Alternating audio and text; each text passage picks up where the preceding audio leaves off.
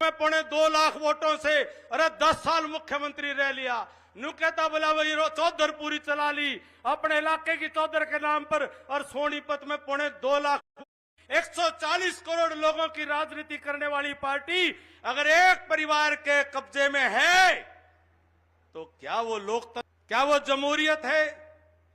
ये केवल अपने परिवारों के जो इनके पुर्जे हैं, जो पुर्जे खराब भी हैं, जो खोटे सिक्के हैं, जो परिवारों के नकली नोट हैं, ये उनको चलाना चाहते हैं। मेरे हिंदुस्तान के नौजवान, मेरे हिंदुस्तान की क्षमता और प्रतिभा को ये समाप्त करते हुए अपने परिवारों के पुर्जों को आगे बढ़ाने का पाप हिंदुस्तान में करते हैं और फिर कहते हैं लोकतंत्र खतरे में है। हरियाणा प्रदेश के अंदर भी कुछ वो हिंदुस्तान में चला करता था कि डी कंपनी थी, दाऊद इब्राहिम की कंपनी थी डी कंपनी। हमारे हरियाणा में भी बी कंपनी है, बी कंपनी, बाबू बेटा कंपनी। ये पार्टियां नहीं है, ये कोई संगठन नहीं है। कांग्रेस देखो तो बाबू बेटा कंपनी, इनेलो देखो तो बाबू बेटा कंपनी, जजपा देखो तो बाबू बेटा कंपनी। आप और हमारा कोई सौदा नहीं है बीच में। ये सारा परिवार हमारा तो समझ में नहीं आया। इनेलो का जजपा का तो रणजीत सिंह जी को ज्यादा पता होगा। ये तो बाबू बेटा का नहीं, बेटा बाबू का नहीं। इनका तो ऐसा सौदा है, भतीजा चाचा का नहीं, चाचा भतीजा का नहीं, देवर भाभी का नहीं, भाभी देवर की नहीं। इनका तो हमारा समझ में नहीं, पोता दादा का नहीं और दादा पोता का नहीं। हमारा तो इनका सौदा ही समझ में नहीं आया। और हरियाणा में बेवकूफ बनावे, इनके पल्ले कुछ नहीं, धांस नहीं, और सारा हरियाणा में बेवकूफ बनाते चाले। ये बताओ क्या इनको कोई वोट मांगने का हक है? वो बताओ, मैंने किसी का हक हो तो बताओ भाई। ये बाबू बेटा कंपनियों को वोट मांगने का, और ये पिछली बार 2019 में ठीक काम कर दिया था। 2019 की लोकसभा में सोनीपत में 2.25 लाख वोटों से अरे 10 साल मुख्यमंत्री रह लिया। नु कहता बोला वही चौधर पूरी चला ली अपने इलाके की चौधर के नाम पर, और सोनीपत में 2.25 लाख वोटों की शर्मनाक हार का सामना करना पड़ा। और अब की बार तो सोनीपत से भी पीछा छुड़ा गया, बोला भाई सोनीपत की तरफ नहीं जाऊंगा। और अब भाई किसी तरह से एक सीट बचाने की जुगत में लगे हैं। सोनीपत छोड़ दिया, को हरिद्वार से बाबा ले आया। अब कोई हार के भी जाएगा तो कोई घना नाराज नहीं होगा, कोई बात नहीं, जान दो इसने। ले सोनीपत छोड़ करके रोहतक की लड़ाई, और रोहतक वाला नु के सिरसा में बोला भाई कांग्रेस वाले जो भी उसका ग्रुप है, ग्रुप तो के है, गिरोह है, ये गैंग है, उनका जो बी कंपनी का जो गैंग है वो सिरसा में जो है बहन जी के खिलाफ लग रहा है। इनका कोई आपस में सिस्टम ही नहीं है। ये आपस में लड़ाई लड़ने वाले लोग, ये बताओ मेरे हरियाणा का क्या भला करेंगे? मेरे हरियाणा के किसान का, मेरे हरियाणा की मातृशक्ति का, मेरे हरियाणा के नौजवानों के भविष्य का निर्माण कैसे करेंगे? मेरे हरियाणा के गरीब को, दलित को, पिछड़े को, शोषित को, वंचित को, उनके कल्याण का काम ये कैसे करेंगे? ये तो अपने कल्याण करने में लगे हुए। इनके तो हाथा में खुजली हो रही है, बोला कहने कुकरे कुकर बात बन जा।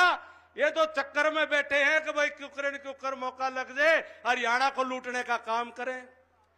2019 का जो चुनाव का परिणाम था, बाबू बेटा समेत और जितने दूसरी पार्टी वाले थे, इन सब का बोरिया बिस्तर बंद कर दिया था। साथियों, इस बार भी हरियाणा प्रदेश की 10 कमल के फूल खिला करके, फिर मोदी जी की झोली में डाल करके, और फिर चंडीगढ़ के अंदर नायब सिंह सैनी जी को दोनों हाथ उठा करके आप भरोसा दिला दो कि भाई दिल्ली की तो काम करे दिया और चंडीगढ़ तक की तैयारी है, कोई कमी नहीं रखेंगे किसी तौर पर। चंडीगढ़ की तैयारी पिछली बार भी खूब थी। हमारे नारनौंद के साथियों ने पूरा जोर लगा रखा था, लेकिन हमारा 2019 की लोकसभा के बाद विधानसभा के चुनाव में हमारा इस आसपास के इलाके में थोड़ा सा एक चक्कर सी घूम गया। थोड़ा सा लोग आके जस्सू तू हंसे, थोड़ा बहुत घूम गया, और फिर हमारा बकानिए घड़े आ गए। थोड़ा उनका जो है वो क्या रहा हमारा दादा बोला सौदा के में नहीं था। अरे सौदा तो के में नहीं था, लेकिन वो खोपर है, खोपर के और के में बराती कराती आगे, और हमारे नानोंद में तो 24 घुमा कर चले गए। घुमाई थी कि नहीं घुमाई थी? घुमाई थी कि नहीं घुमाई थी? ये वो चाबी घुमानी है। वो कौन सा गाना होया करता, बोले हम तुम एक कमरे में बंद हो जाए, चाबी खो जा, वो चाबी घुमानी है भी और सारे वोट लेनी है भी, वो कमरा हो लिया बंद, अरे चाबी गई घूमे। अरे तो जो कुछ है नायब सिंह जी के नेतृत्व में जोर तक ऐसा बोला भारतीय जनता पार्टी जिंदाबाद।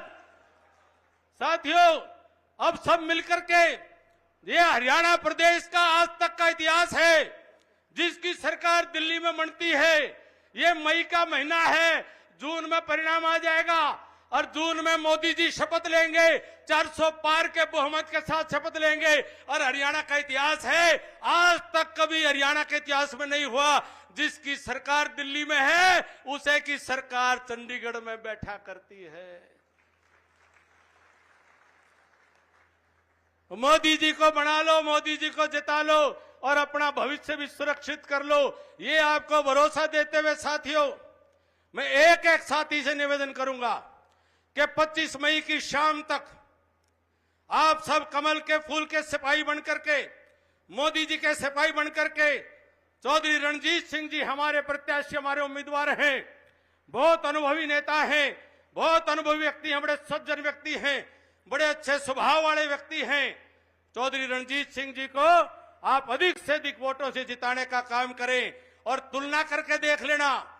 मैं उस दूसरे उम्मीदवार के बारे में ज्यादा कहना नहीं चाह रहा था, लेकिन एक बार दोनों की फोटो देख करके देख लेना, उससे तो आज भी ये घने जवान लागे हैं, कुछ भी बात हो, उससे तो आज भी मजबूत लागे हैं, और उसके पल्ले कुछ नहीं है, वो तो निरा के है मेरा मुंह तो ना कहो, के है, और जयप्रकाश का जेपी का के क्या आंक रहे हैं?